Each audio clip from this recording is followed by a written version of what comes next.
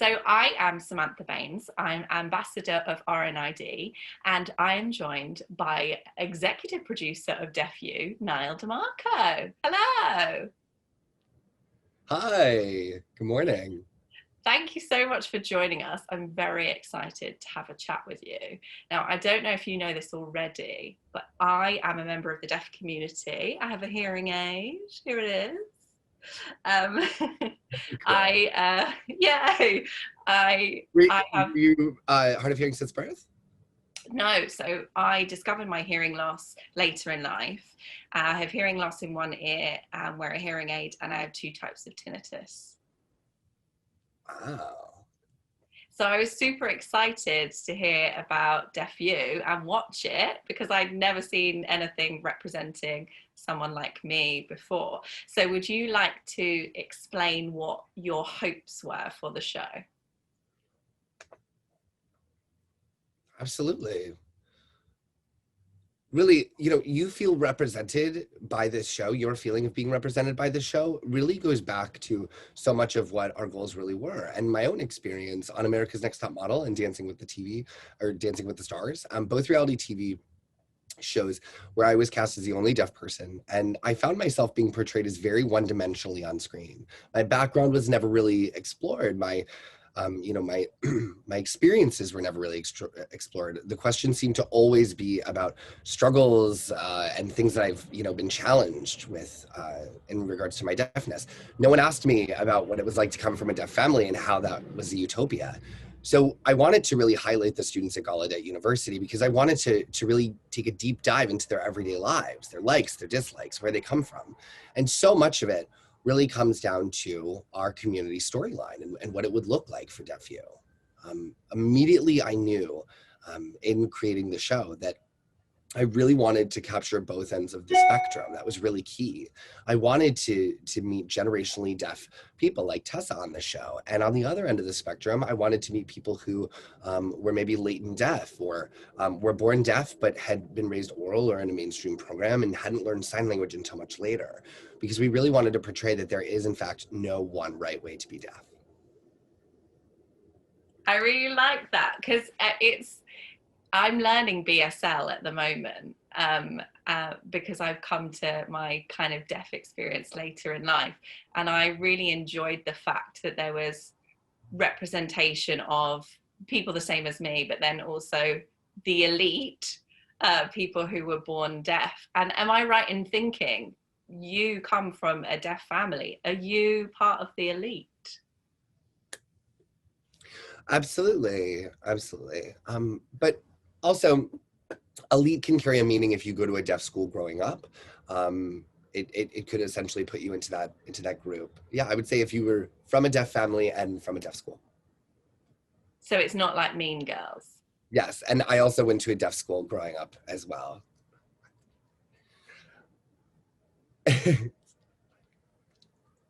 it's not it's not quite like Mean Girls. I'd say I'm the nice one. But uh, I do remember having moments during my own time in college. When I went to Gallaudet University, my first year, I started meeting people from all over the spectrum, a real wide diversity of people, many of which would choose to speak on campus. And I remember having to nudge them and ask them to sign on a deaf campus in our space, right? It's the only place in the world where all of us can really feel normal and where there, aren't any oppressive systems on our own language, right? And I do remember those moments. There were two people that I saw, and I remember sort of losing my temper on them because of how they reacted. And, there are people like me who do have to sort of navigate that and how we make those discussions happen, how we approach it. I was 18, right? I had the language to talk about it, but I don't know if I had the language to educate them. So I think it's super interesting that you went to this university and then made a show about it. So how did your experience inform making Deaf U?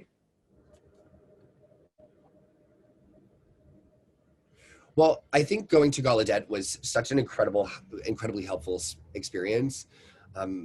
being born into the deaf community and really raised culturally deaf, I'm very familiar with what our community looks like, but having the experience of being at Gallaudet as a student for 5 years and now an alum, I was able to pull from a lot of my own experience, right? And meeting students who come into Gallaudet University without any knowledge of sign language, without any knowledge of deaf culture, which meant by the time, many of them graduate, they realize what they've missed out on for the previous 18 years of their life, right? Growing up without ASL, growing up without the culture, without the community, right?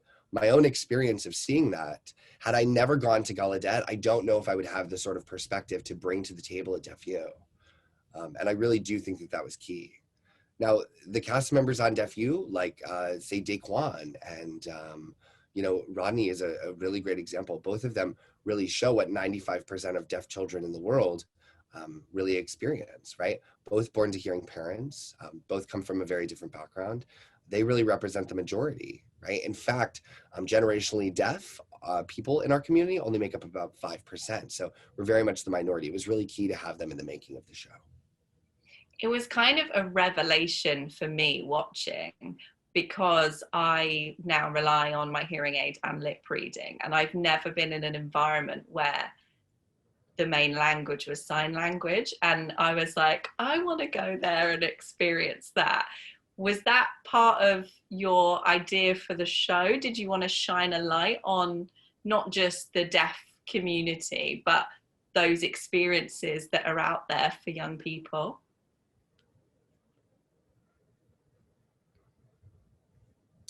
I did. I do think that one of the biggest misconceptions that hearing people have is that deaf people, in fact, don't have a community or a sense of a community. And I wanted to show that it exists and that it exists on a vibrant campus. DeafU was really an opportunity to show that through our students. I thought it was an excellent entry point for people to see that not only do we have a community, but there's a community where deaf people can, in fact, thrive, right?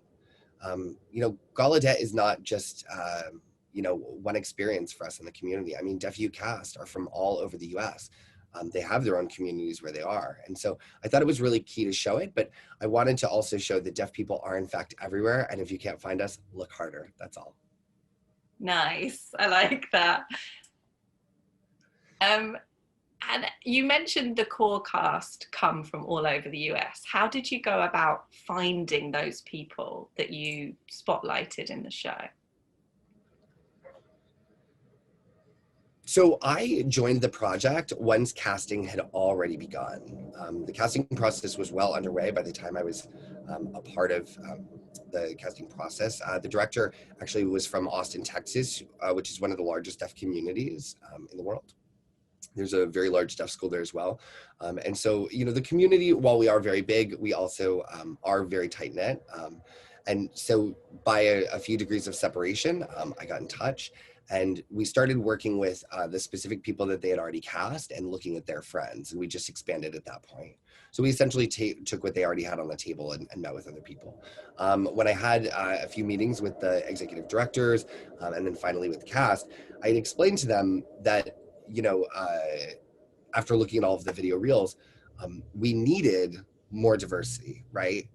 Because the folks that they had chosen at that point was essentially, they were essentially just from deaf families, right? And I wanted more language fluency diversity, right? I wanted to see Rodney as a deaf person. I could tell that, he had learned sign maybe 3 or 4 years ago, right? And I could tell that Daquan had started learning a few years ago. And so that really was a big part of the story itself. And I wanted to bring that in. I wanted to make sure that we were representing all sorts of backgrounds and all sorts of language experiences. And so they didn't realize that, but once we finished that meeting, we realized that we had a little bit more work to do, found a few more cast members who were friends with our group and ensured that we had one end of the spectrum and of course, ranging all the way to the other. Because there has been some feedback about the show about the lack of diversity, particularly with women of colour, and people have also mentioned about, deaf blind and different aspects of the community in that way. What would your response be to that feedback?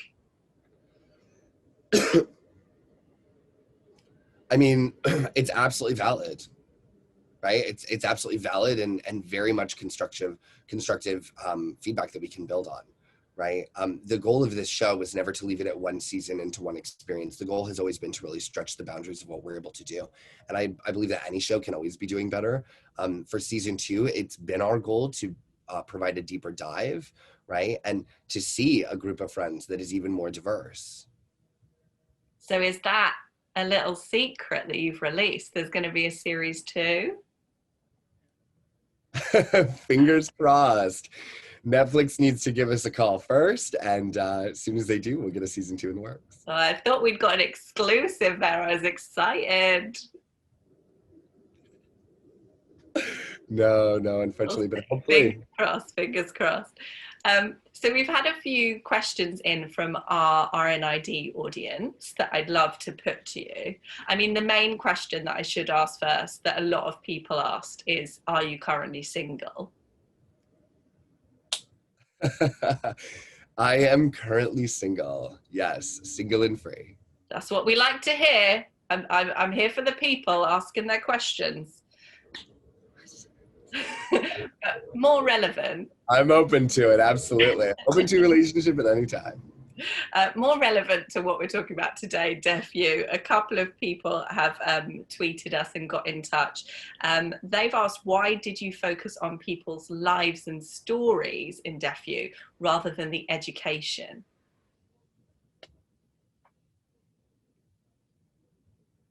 I think originally my goal was not to make this a PSA or to make this, an after school special, or I didn't want this to be a teaching exercise. I wanted to make a really interesting show that would explore deaf people's lives and the connections that they have with one another, right? And to show that we're just like hearing people. Our really most accessible lens to pull our audience into the deaf community, into the deaf experience, was the romantic lens. And, that feeling, that experience is so incredibly universal for anyone. And so I knew that hearing people at home could say, yes, I too want that, or I too have experienced that, essentially forgetting that the cast is deaf. And that's really what we wanted.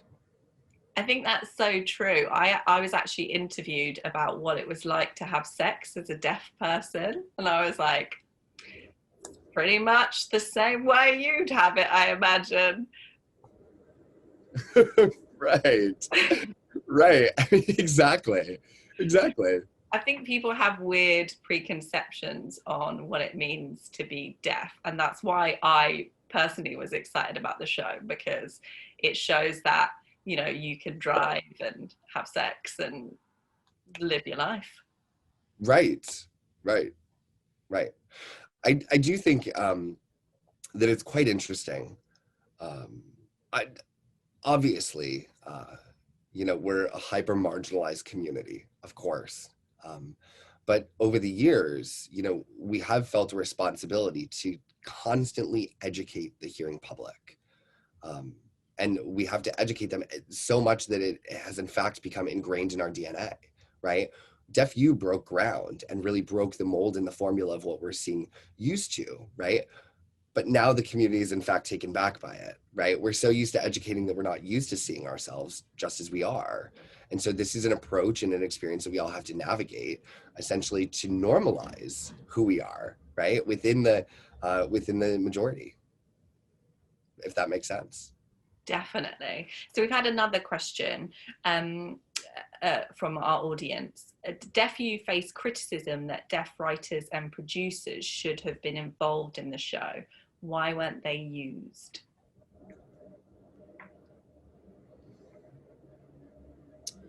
So the show itself is a docu-soap, right? Or what we would call a reality TV show. So we don't actually employ writers for the show. That would be something that you would find more in the scripted space, like a sitcom, right?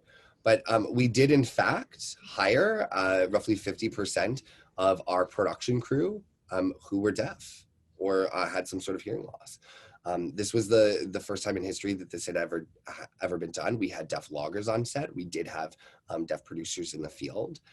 In fact, this show being the first of its kind in Hollywood history, we really broke the mold in in creating a ratio of 50% hearing and 50% deaf people. We hope that that really creates a framework for future work to come. Yeah, and what I found interesting was even the shots were different from a normal talking head show because they were further away, so we could take in all the signing that was going on as well. And I think as a person within the deaf community, I felt that I could see represented the thought behind it that had gone into making the show from someone who knew what the experience was. Right. Right. So many of my friends asked me, essentially, how the hell do you capture those moments that made it into the show? Because, they're almost impossible to recognize, right? Someone say signing in a corner with a hearing cameraman, you're not actually going to catch what they're saying, right? The cameraman might just be focusing on the scene at hand, but having deaf creators behind the camera really allows us to capture those experiences, right? So we wanted deaf people on set. We had deaf people who were standing behind the camera who were constantly keeping track of the conversation, right? Noticing something that might be happening, right? Maybe a secret gets exchanged or a wink or a glance, right? A kiss stolen. And we wanted to make sure that those moments were caught by deaf eyes. It was the reason why we were able to create such great content. And it's incredibly critical. It's incredibly critical to show within that deaf representation behind the screen is the only way that authenticity happens. 100%. We've had another question. I mentioned earlier elitism in the deaf community, which is something that I'd seen a little bit, but was expanded on much more in the show, which I found interesting. Someone asks about it. Deaf elitism was a key topic in the show. I can't believe others in the same community would discriminate against someone else knowing the challenges they face. What would you say about this?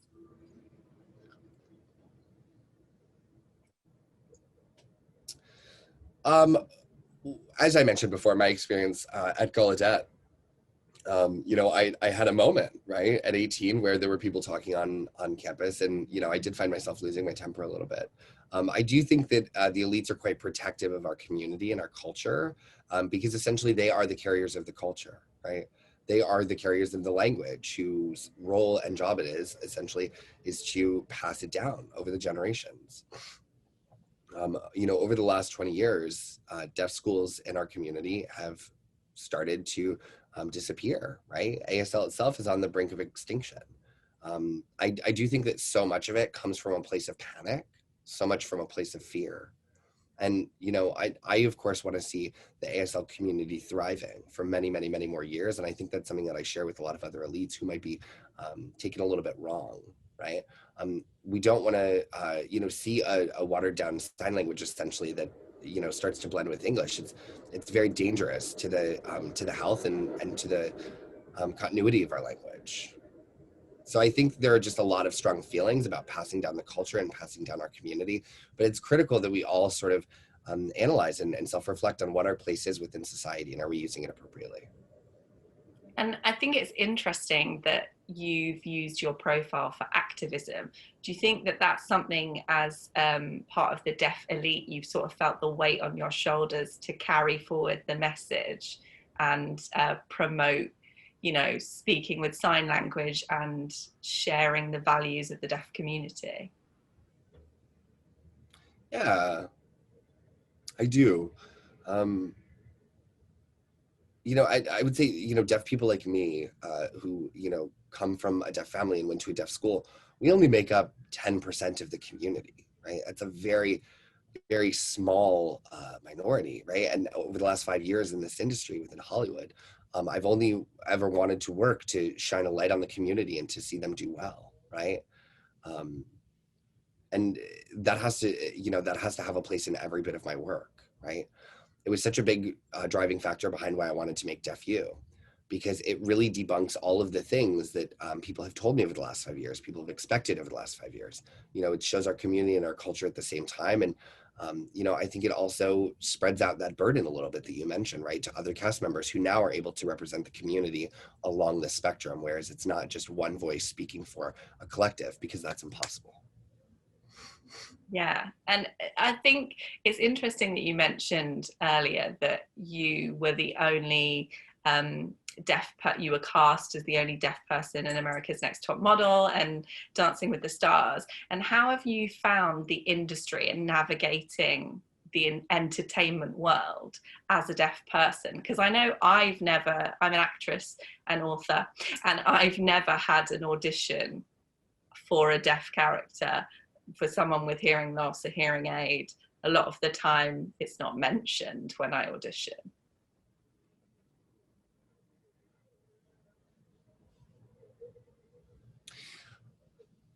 I would say navigating Hollywood has been very tough as a deaf person.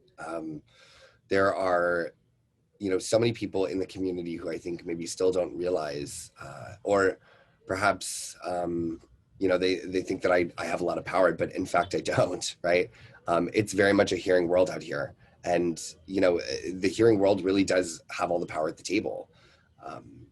I really work to set myself up for meetings, to set myself up with casting directors and writers and directors, executive producers, as much as I possibly can, all in an effort to try to convince them to write me in as a deaf character, right? Or to write a deaf person essentially in as a character, rather.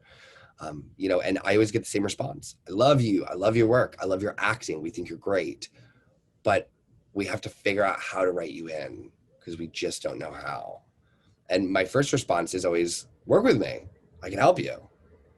But they don't want to open that door, right? So often Hollywood likes to keep their doors closed and to keep the table the same group. And oftentimes I think they don't realize, and it's not so much their fault perhaps, but I think that they don't realize and that they don't really understand, what the deaf community and what the deaf culture along with our experience really looks like. And those moments really created one larger moment for me, which was when I realized that I needed to start developing my own thing, right? I needed to start making my own stuff. If I wanted to see myself on the screen, if I wanted to see myself really represented, I was going to have to create Deaf U and a 30-minute, comedy series and a feature film, right? Hoping that all of those things will essentially help Hollywood and give them more ideas, but at the same time, help pave a little bit of a road for them to open that door so that deaf people can get in and can find a seat at the table and begin to train and develop themselves in order to contribute to the industry and to create content that really represents them. I think I've had a similar experience in that I wrote a children's book about a little girl with a hearing aid, and her hearing aid translates alien languages, and her gran protect the earth from aliens, of course. But quite a lot of the time that piece of work is seen as a deaf piece of work and not just a funny children's book that happens to have a little girl with a hearing aid in it. Right. So how do you think, because I've heard about your scripted series, I'm really excited to see it. How have you approached that in a different way? And what advice would you give to someone maybe wanting to write in a deaf character, but not having that experience themselves?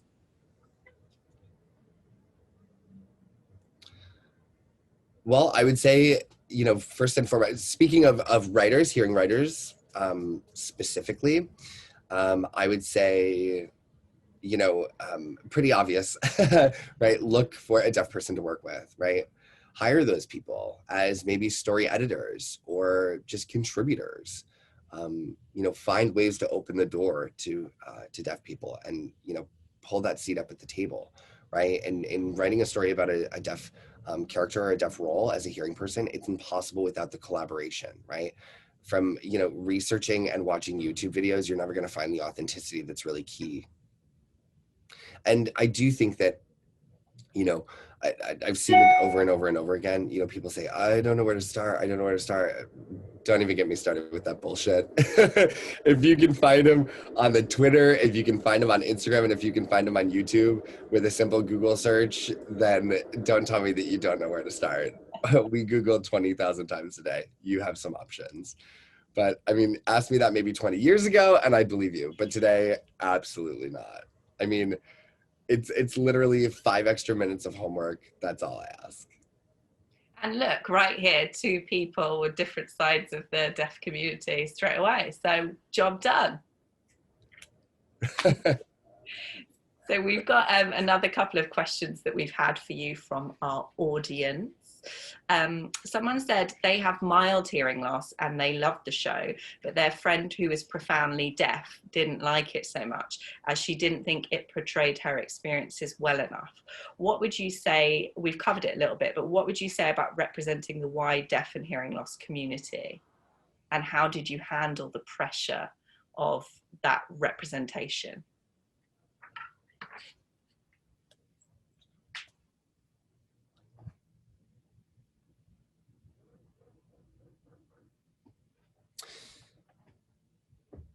So truly, when I imagine the people watching the show that I really need to make a large impact on, it's a hearing audience most often.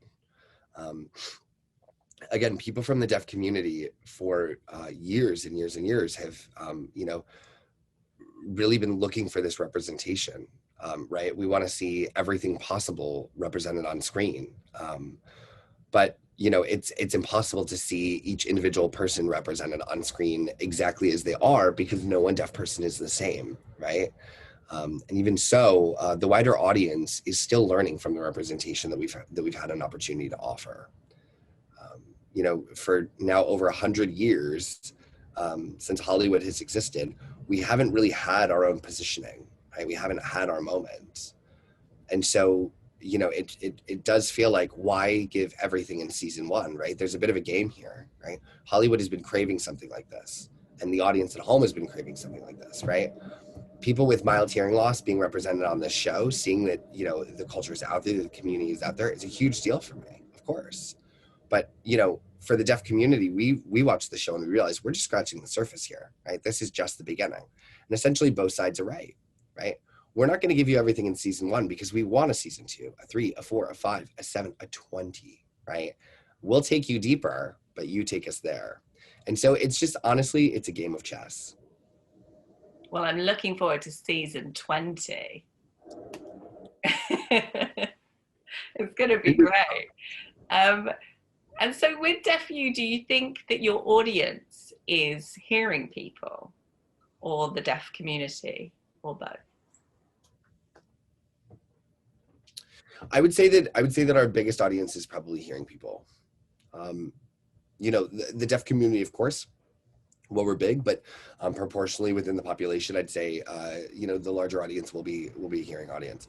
I do think that we should always essentially have the mindset that, your audience, is hearing being the majority of the population, but also, some communities are going to watch regardless.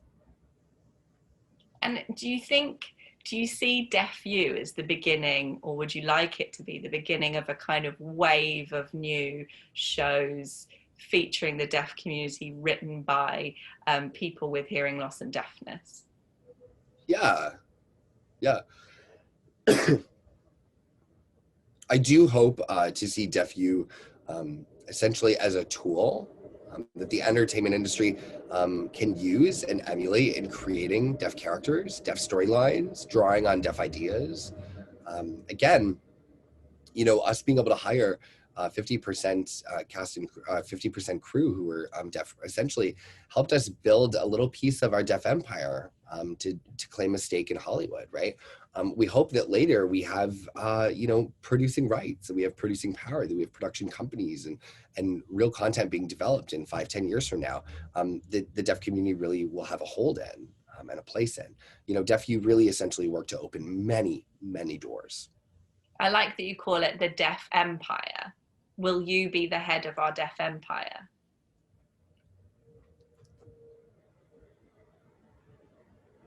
I mean, I would say no, because I truly hope to see more leaders taking on that burden, and more people really handling the representation, right? I can't be the only one sort of working at the front of this movement. I would like to see an allied front here, right? The same as like what you would see in an army. So I'll be your lieutenant. I'm happy to offer myself up there.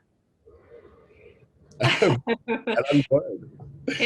Can you tell us a little bit more about your scripted comedy show that's coming up? Sure. So the half-hour scripted series is in fact loosely based on my own life and my own experiences growing up as a deaf person in America. Like I mentioned, it is a comedy. It does have a little flair of the serious, but I'm really thrilled to see it out there and see it at home with our audiences. It's very exciting to executive produce it and to have an opportunity to develop these ideas, but also to lead in the show as well. And are there any things you think you've learned from making Deaf You that you're going to bring into the creative process with your show?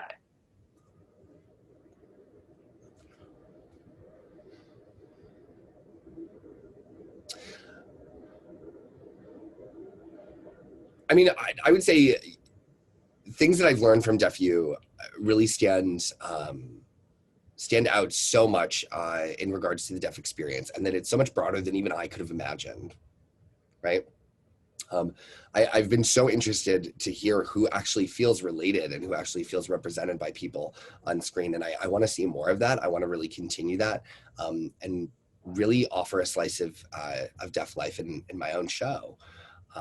I do think that, you know, Deaf You really provided so much value to the idea of having deaf people behind screen to really push a story forward, right?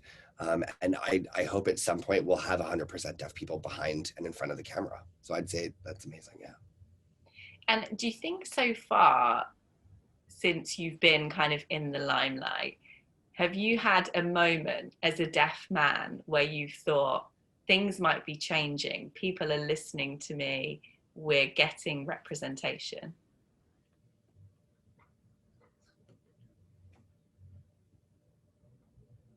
I would say I've definitely had that moment in the very beginning of my own career within this industry, starting with America's Next Top Model. You know, I just thought I would be involved in the show, and it was an opportunity, but I don't know if I really realized the impact that it would have had. And I certainly didn't know at the time that it would pave a way for me to be able to reframe the deaf community, you know, comparatively to 5 years ago. I mean, it just was the right time. It really was the right time. And now I've really, I think, used that opportunity as much as possible to kind of push my way through Hollywood and make these projects happen. I think I'm incredibly lucky to have had the opportunity to jump in at the right place, you know, to bring curiosity to the table and also to be able to empower our community. You know, I definitely think there's a lot more ASL content now coming out, which is wonderful. And I do have to wonder, is it because of America's Next Top Model and Dancing with the Stars offering, you know, a total of over 30 million views weekly? You know, I do wonder if that was, you know, a big part of the impact. And I do hope so, because it was an opportunity that I wanted to take advantage of in order to really shine a light on the deaf community, which we love. And you're such a positive guy. Surely, or I imagine, I know from my experience, I can feel quite isolated as part of the deaf community and as someone with hearing loss in certain kind of entertainment situations. You know, when I go to a screening of a film that I've been in and everyone's talking and it's really loud and I can't hear what people are saying or lip read, it does take a toll on my own mental health, and I have anxiety, which is exacerbated by that. Have you found your mental health has been affected, or how have you coped with that challenge in your everyday life?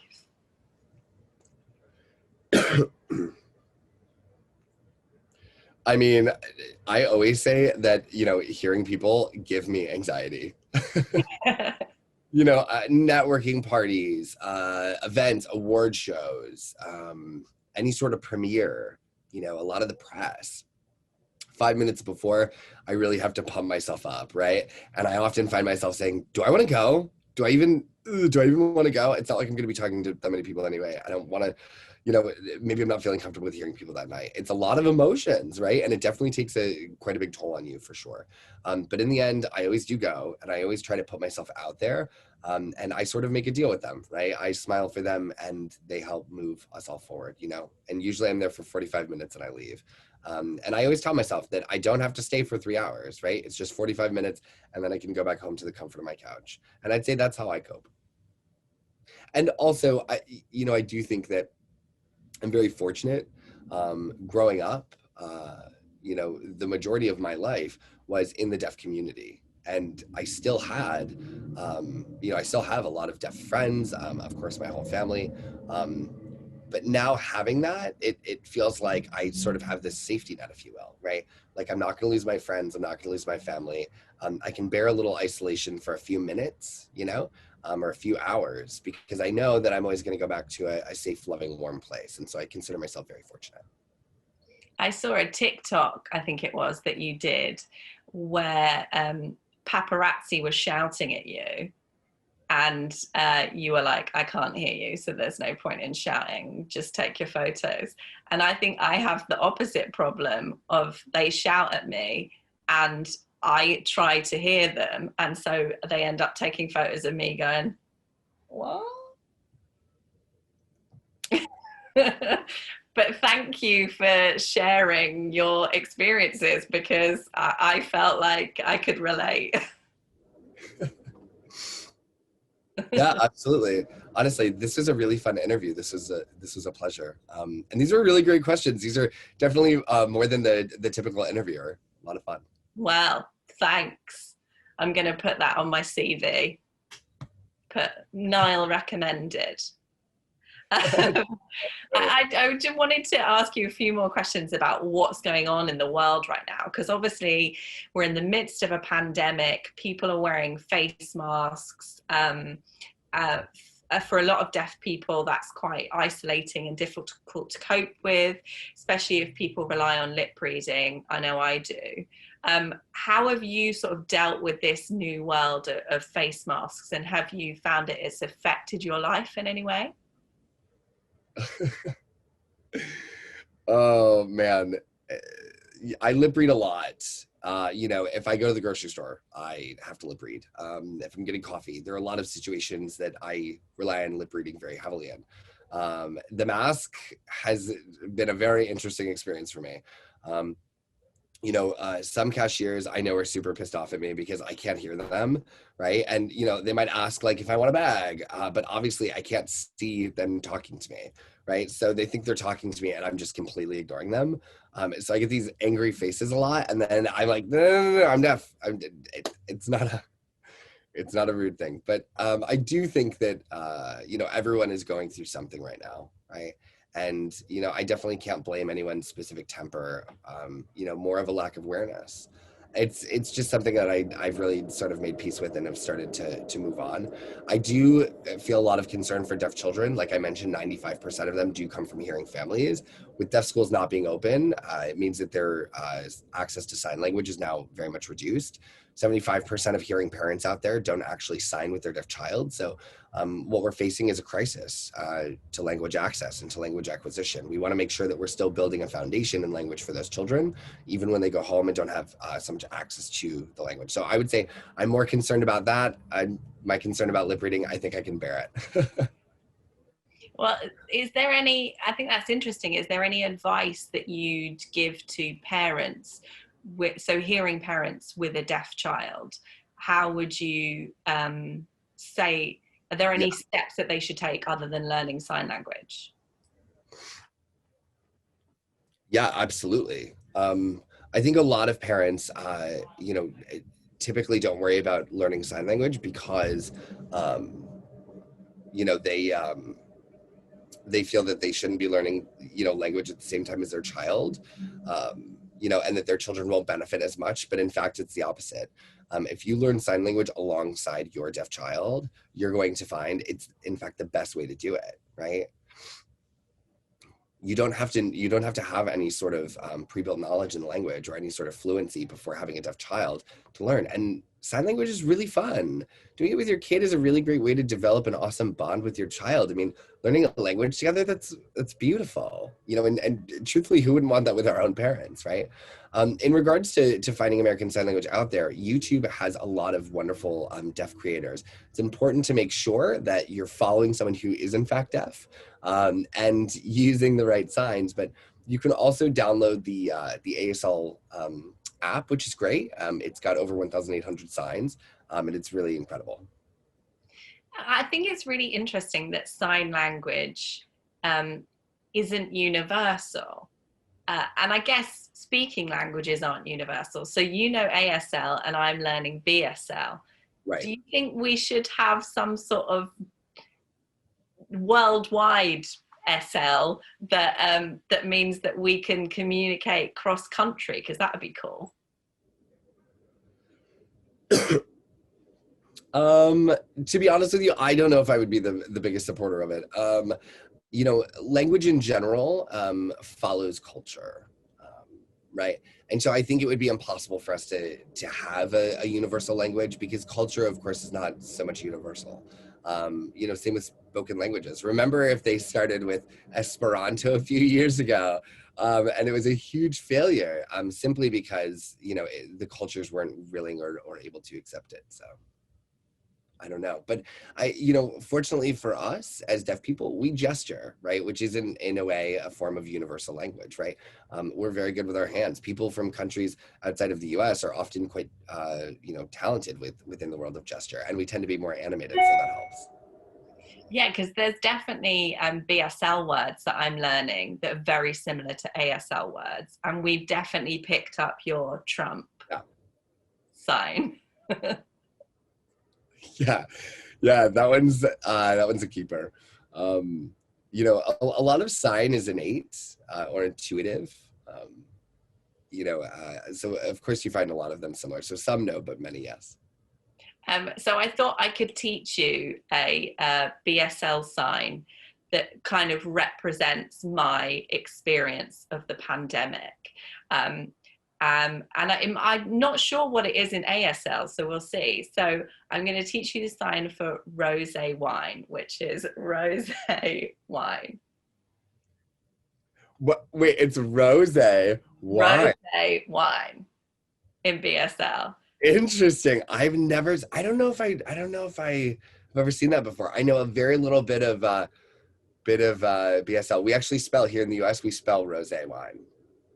Well, now you can do rosé wine. Absolutely. I love rosé. That's fantastic. And That's I great. feel that that represents me quite well. So that's one of my gifts to you from this interview. Rosé wine, I'll take it. That's Um, awesome. so what's next for you? So you've made a landmark show, Deaf You. You're creating a comedy show written by you and starring you. Where do you see your career and activism going next?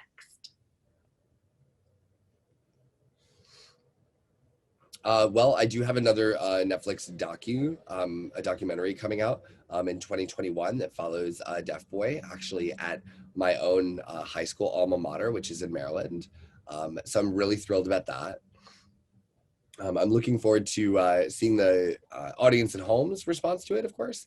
I'm also developing an hour-long doc, and I also have a feature film in the works that I'm currently developing, which is a story that surrounds the 1988 protest at Gallaudet University called Deaf President Now, which essentially became the deaf community's civil rights movement. And it was all in an effort to eject the sitting hearing president and elect a deaf president. Finally, it really symbolized over 100 years of paternalism within our community that we were ready to shed the chains of. And the protest essentially worked to help the movement that was working to pass the ADA in 1990, and has so much to do with why I'm here today, how I'm able to actually work in the entertainment industry, and how so many things happened in my life and how they've really lined up for me has to do with the 1988 protest. So, Wow, busy. yeah. Yeah. Yeah, yeah, a bit, but you know, I'm looking forward to seeing more deaf representation out there, more deaf shows, more deaf films. I don't know if I'll ever be satisfied. Good. So can you imagine,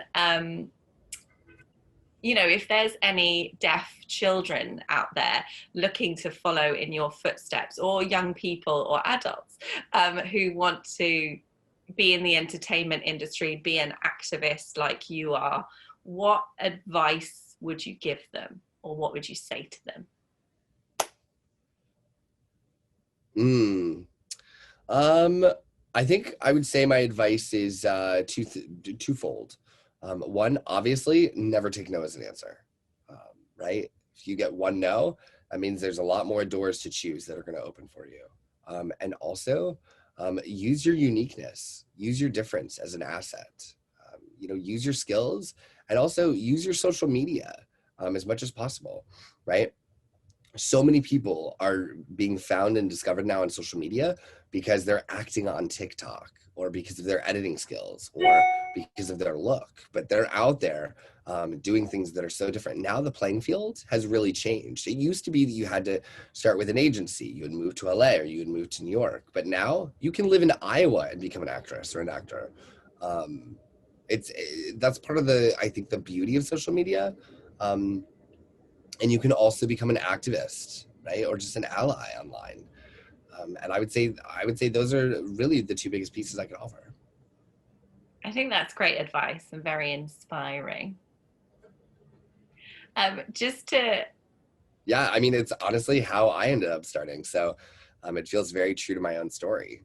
I was discovered on Instagram. So that's interesting. So is that how they found you for America's Next Top Model, posing on Instagram? yeah. It was actually, they contacted me on Instagram. They slid into my DMs and asked me if I wanted to be the show. And I thought, and honestly, at first I was like, it had to be a scam, but it turns out it was real. So Well, that's great. It's good to know that Instagram DMs are used for something other than weird, creepy messages. yeah. Yeah. Yeah. So just to round off, I just wanted to ask you, as a fellow member of the deaf community, what's some of the most annoying things people say to you, hearing people say to you? So one that I get all the time is, you don't look deaf and you don't sound deaf. Have you had those ones? Yes. Yeah. People say I'm too pretty to be deaf. I'm like, what does that even mean? Right? Like, as if there's a barometer for looks on the deafness scale. Other annoying things. Hearing people will often ask me if I can read lips. And I'm like, it's just such a catch-22 question. Because if I say yes, right, they start speaking and as normal as they would, and I'm completely lost, right? They're completely uninhibited. But then if I say no, then we're screwed. So I like to keep it to a text on my phone. It's much more simple that way. Yeah, I hate being tested on my lip reading skills. Right. Also, people say I don't look deaf, but no one's ever said I'm too pretty to be deaf. So I think that's quite a good one that you've got there. I guess, yeah. And what would you say is the best thing about being deaf?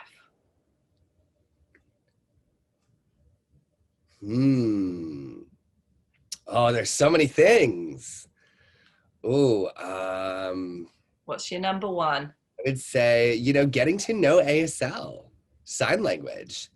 Not only is it one of the most beautiful languages that exists, but hearing people always want to know it, right? ASL, gets the message through faster.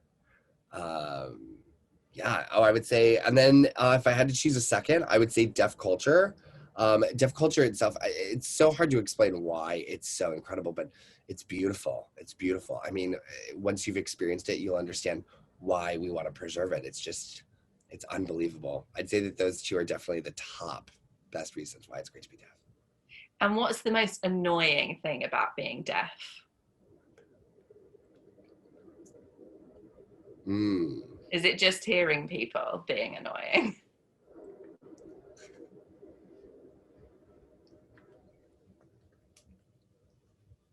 I would say hearing people. Yeah. Hearing people are, yeah, by far. They typically make things harder for deaf people when they really don't need to be. They're not that hard. They just find ways to make things complicated. It's like, calm down, hearing people. You're gonna be fine. Just like let us guide you. You'll be okay. I like that. I want to get a t-shirt that says calm down, hearing people. Right? Big block letters, that'd be great. But yeah, I don't think that there's anything really specifically annoying. But I would say that, you know, one thing that is really bothersome is how the system was really designed, right? The system was really designed by hearing people for hearing people, you know, and now deaf people, you know, have taken the burden essentially to fix it, right? Especially in the community where, you know, you see someone like me who kind of found my way into Hollywood, and it's literally impossible for me to represent every voice out there, right? So, you know, when we look at, you know, any sort of infighting or any sort of thing that might be annoying, I'd say look back at the system, because that's what caused it all. And any tips for hearing people watching who really don't want to be annoying?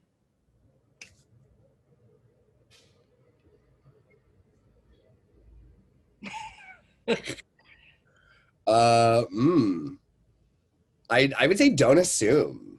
That's probably the biggest tip, is don't assume. If you're not sure, you know, Google it. You don't have to ask a deaf person every question that comes to mind.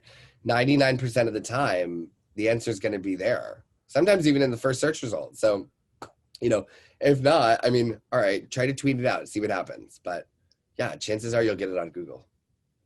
Good advice. Yeah. Google is our friend. Yeah. And just to finish off, in kind of one sentence, why should someone watch Deaf You?